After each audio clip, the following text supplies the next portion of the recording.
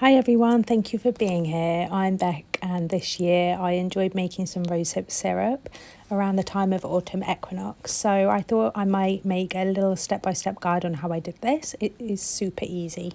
I've posted a photo of everything that you need and the written step-by-step guide at the end of this video. So if you do want to scroll to the end and screenshot for the written instructions, please do that.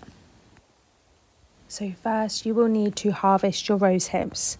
This is best done after the first frost or when it's getting a little bit cooler.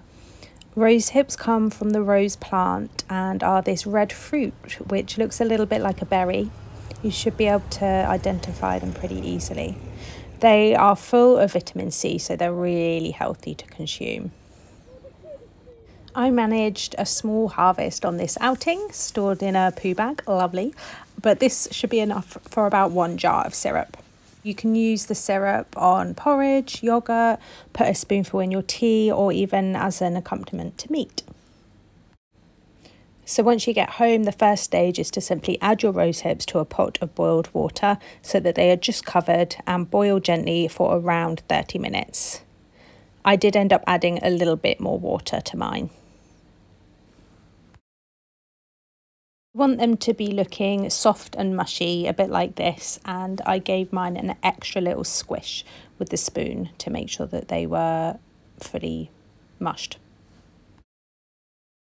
It is then super important to strain so that we don't keep any of the pulp or little hairs which actually come in the rose hips.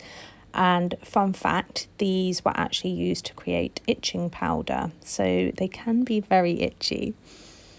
So I used cheesecloth and placed this over a strainer, which is placed over a container, which I forgot to do the first time. So once you've poured all the contents into the strainer, you can then push with a small bowl to get more of the liquid out and then leave it to drain for around 10 minutes. You can then pick up your bundle in the cheesecloth and give it a squeeze with your hands to get every last drop out. It is a bit messy, but it's worth it. You then want to add this liquid back into your pan and gently boil it for 10 minutes with sugar. So you're going to use around 1 cup of juice to 2 cups of sugar. I used brown.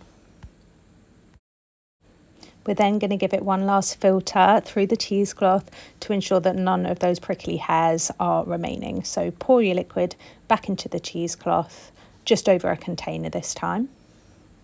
And once it's cool enough, again, you can get your hands involved and pick up the bundle and squeeze every little bit out because you don't want any of that gorgeous syrup to go to waste. I also used a spoon to help me because mine was too hot when I tried. You can then choose your chosen container or jar that you're going to keep your syrup in and simply add your syrup into the jar. I actually got these really gorgeous vintage looking jars from Amazon, so don't tell anyone, but yeah, they're super cute and they were very reasonable. If you're making bigger batches, it might be a good idea to make some labels with the dates that you made the syrup on. And there we have it, so simple. I did also add some lemon juice, around a tablespoon per jar as a preservative, and then you can keep this in your fridge for up to 6 months. Thank you so much for watching. I hope this was helpful. And if you do make some rosehip syrup yourself, please let me know. And I lastly just want to give a shout out to Okanagan Lavender and Herb Farm, which is where I learned how to make this syrup. Thank you.